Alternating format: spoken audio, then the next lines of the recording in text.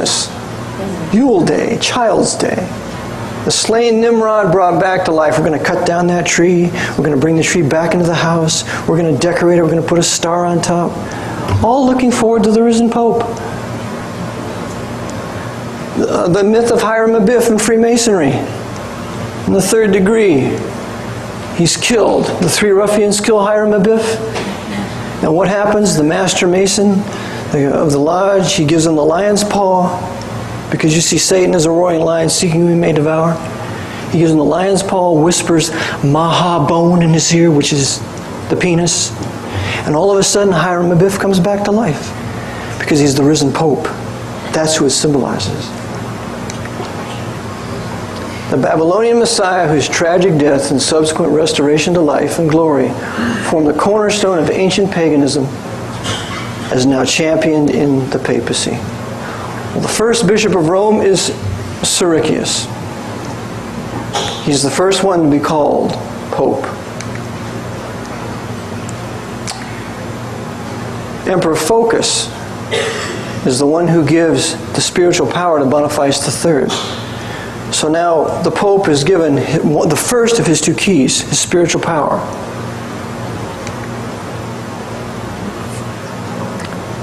One of the popes, Gregory I, said anybody who is called universal bishop is the forerunner of Antichrist.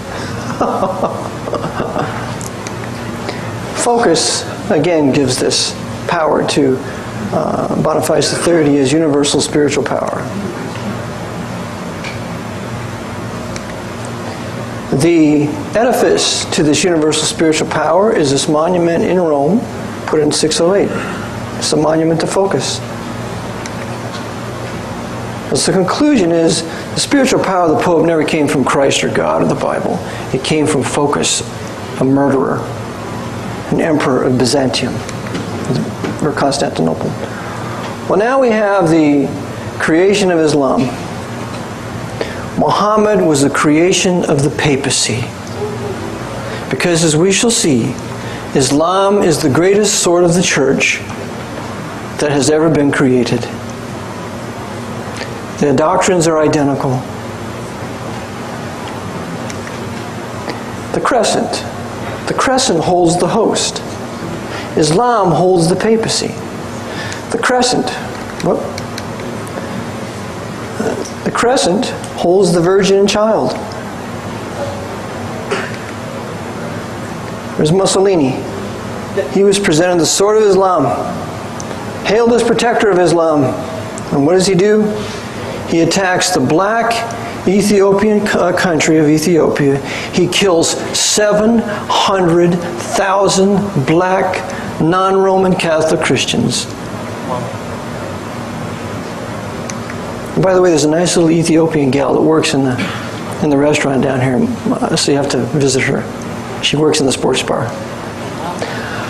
It's the Grand Mufti of Jerusalem with Adolf Hitler working together during the crusade of World War II. And during World War II, as I cover in my book, Hitler, Franco, Mussolini, Stalin, FDR, Churchill all worked together. They all worked together. Just as George Bush, Tony Blair, Osama bin Laden, the Saud dynasty, they all work together. Because we Jesuits control the governments of all those countries. We control their banks. We've hoarded all the gold. All we've given those people is fake, phony, baloney currencies that's worth nothing. And to top it off, our gold isn't even collateral.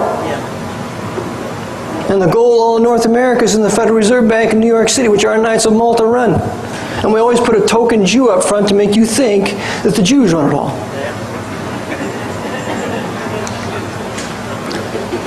Here is Haji Min al-Husseini with SS. And here's another SS officer with his Haji Min al-Husseini. Working together to bring about 9/11 to justify a crusade. Okay. The deal was to eliminate the Jews and non-papal Christians out of North Africa, to protect the Augustinian monks, and to give Jerusalem to the Pope. Because Jerusalem belonged to the eastern part of the empire, which did not belong to Rome. So what happens? Muhammad conquers Mecca, and we have this division of Sunni and Shia, which is very important in this crusade, and we'll get to it a little later. The sons of Ishmael and Esau are now Muslims, and they become the perfect sword of the church because according to the Bible, Ishmael is a wild man. His hand is against every man. And you couple that with Islam, you got a sword that is, well, nearly invincible. Omar the Great takes Jerusalem. I apologize for the red. That's my fault. So here's Omar. He takes Jerusalem, and he builds this abomination called the Mosque of Omar. So you see, our Templars that we control. We control the Knights Templars, we control the Knights of Malta, we control all high-level Freemasonry. During this crusade, we're going to bring down the Dome of the Rock.